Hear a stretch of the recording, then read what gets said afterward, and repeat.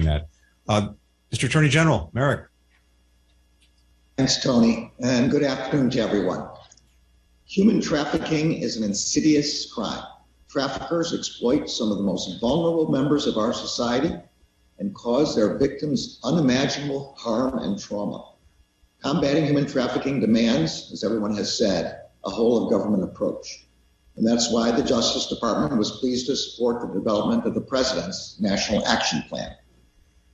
This week, I will be submitting to Congress 2 annual trafficking in persons reports required under the Trafficking Victims Protection Act for fiscal years 2019 and 20 that were unfortunately not submitted by the prior administration.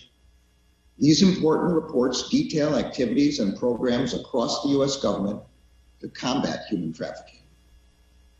Soon after issuing those 2 reports, the Justice Department will be issuing its new National Anti-Human Trafficking Strategy. Our strategy is aligned with the foundational pillars of the President's National Action Plan, namely prevention of human trafficking, prosecution of human trafficking cases, protection of human trafficking victims and survivors, and partnership at every level of government. Today, I would like to highlight 3 areas of our focus. First, we are expanding our capacity to prevent human trafficking. Prevention requires a trauma-informed, culturally responsive approach.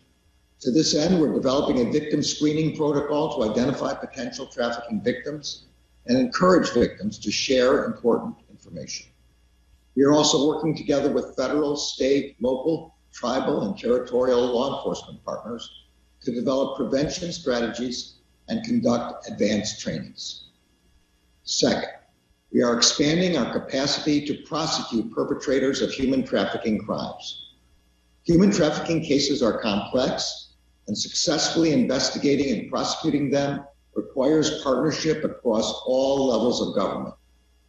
Last year, we established Joint Task Force Alpha in partnership with DHS.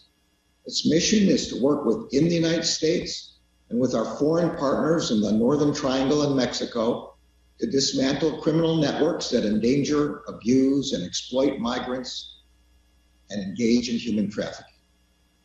In addition, as part of our commitment to ending forced labor, DOJ's Human Trafficking Prosecution Unit will launch a forced labor initiative in collaboration with the FBI and DHS. Meanwhile, our law enforcement components are stepping up their efforts to investigate human trafficking crimes. For one example, the FBI's Child Exploitation and Human Trafficking Task Forces operate within nearly every one of the FBI's 56 field offices to recover victims and investigate traffickers at the state and federal level.